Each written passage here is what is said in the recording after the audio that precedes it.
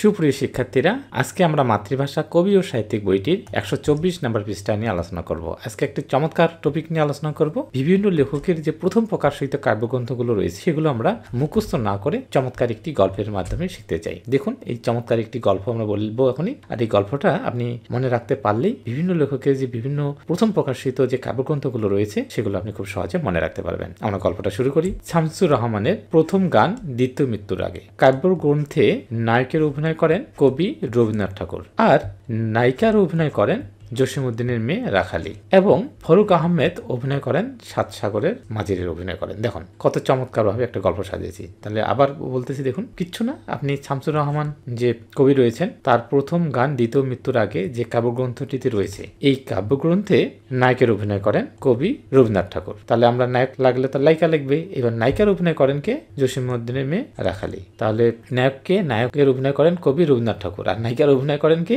জসিমউদ্দিনের মেয়ে রাখালি। আর ফরুক আহমেদ অভিনয় করেন সাত সাগরের মাঝির। তাহলে দেখুন, এটা কি খুব কঠিন মনে রাখা? শামসুর রহমানের প্রথম গান দ্বিতীয় মৃত্যুর আগে কাব্যগ্রন্থে নায়কের অভিনয় করেন কবি রবীন্দ্রনাথ ঠাকুর, নায়িকার অভিনয় করেন জসিমউদ্দিনের মেয়ে রাখালি, আর ফরুক আহমেদ অভিনয় করেন সাত সাগরের মাঝির। অপর একটা কাহিনীতে মধুসূদনের মেয়ে তিলোত্তমাকে কলেজ থেকে সুকান্ত ভট্টাচার্য কি করেন? ছাড়পত্র প্রদান করতে চাইলে নজরুলের মেয়ে অগ্নিবীণা প্রতিবাদ জানায়, এবং এই ঘটনাটির কি অমিয় চক্রবর্তী খসড়া করেন। তাহলে কি হইল?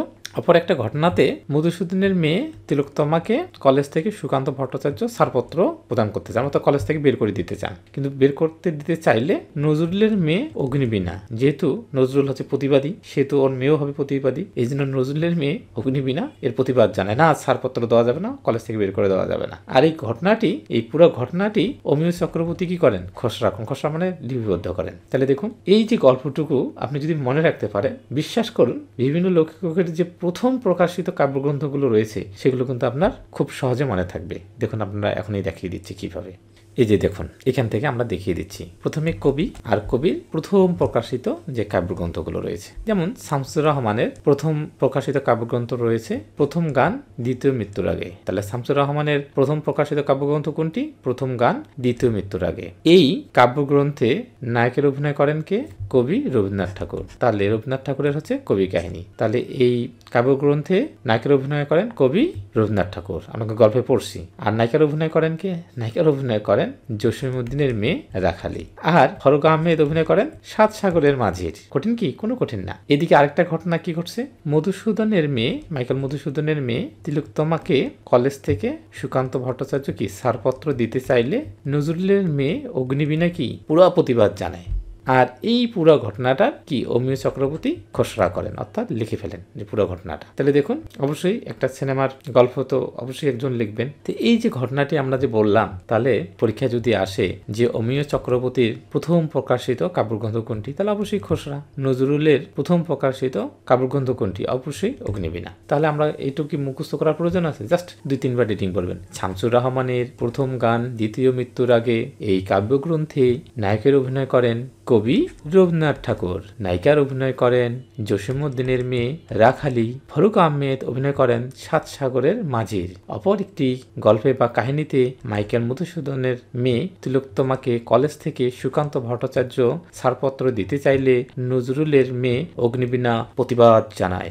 আর এই পুরা ঘটনাটার কি অমিয় চক্রবর্তী কি করেন? খসড়া করেন, লিপিবদ্ধ করেন। জাস্ট 2-3 বার রিডিং পড়েন, খুব চমৎকার ভাবে আপনি মনে রাখতে পারবেন। তাহলে আর মুখস্থ করতে হবে না যে শামসুর রহমান প্রথম গান দ্বিতীয় মৃত্যু, এগুলো পুরো বিরক্তকর পড়া। জাস্ট আপনি গল্প দিয়ে পড়েন, আর গল্পটা আপনার মনে থাকবে। সিনেমা দেখলে যেমন আমরা মনে রাখতে পারি, ঠিক তেমনি সিনেমার মতো করে পড়াশোনা করেন, গল্পের মাধ্যমে পড়াশোনা করেন, নিমোনিক্সের মাধ্যমে পড়াশোনা করেন। আর এই সমস্ত কৌশলগুলো নিয়েছি আমরা মাতৃভাষা কবি ও সাহিত্যিক বইটি থেকে। একটি অসাধারণ বই। আপনি যে বিষয়গুলো মুখস্থ করে মনে রাখতে পারতেছেন না, সেই বিষয়গুলো আপনি এখান থেকে খুব সহজে মনে রাখতে পারেন। এবং বইটার মূল্য শুধুমাত্র 250 টাকা, কিন্তু আমাদের এখন ডিসকাউন্ট চলতেছে। 50 টাকার ডিসকাউন্ট দিয়ে আমরা 200 টাকায় এই বইটা দিয়ে দিচ্ছি। যারা এই বইটি সংগ্রহ করেননি এখনো, দ্রুত সংগ্রহ করে নিন, কারণ যে কোনো সময় এই বইটির মূল্য বেড়ে যাবে। আমরা যে কোনো সময় এই বইটির মূল্য 300 টাকা করে দিয়ে দেবো। আর বইটি সংগ্রহ করার জন্য আপনি 01755314107 এই নাম্বারে যোগাযোগ করে নিতে পারেন। আশা করি এই বইটি পড়লে অনেক উপকৃত হবেন। তাহলে আজকে এই পর্যন্তই। সবাইকে অসংখ্য ধন্যবাদ।